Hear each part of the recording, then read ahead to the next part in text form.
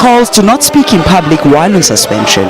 Vavi emphasized he was addressing NUMSA members as a friend and neighbor of the union's late General Secretary, Mbuyiselo Ngwenda, to whom the political school is dedicated. And that's what I am.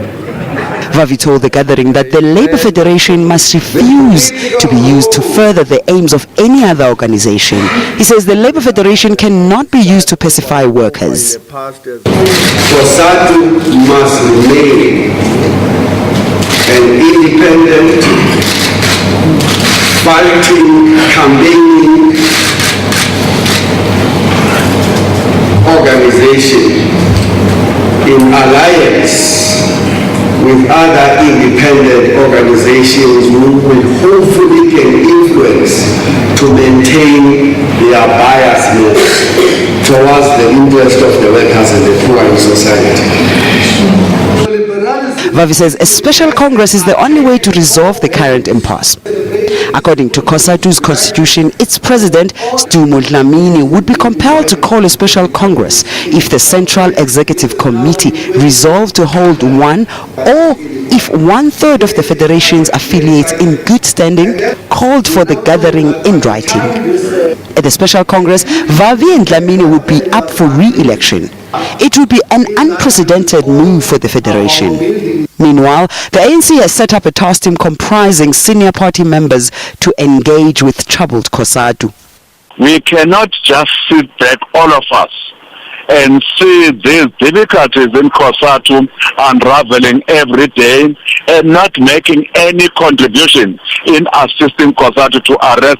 That's why we have put up this task team to go there, meet with Cosatu, not only with Cosatu, by the way, meet even with affiliates of Cosatu, meet also with our other alliance partners, and see what it is that together we can put on the table and resolve whatever difficulties that might be there. I will celebrate if one day one task team of the alliance delivers.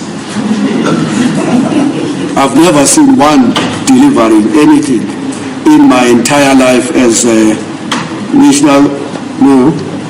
as a provincial secretary, national organizer, deputy general secretary, and general secretary.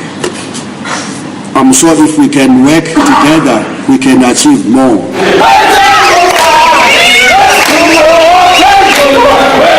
Vavi is adamant he will continue addressing different gatherings as an ordinary worker. SABC News,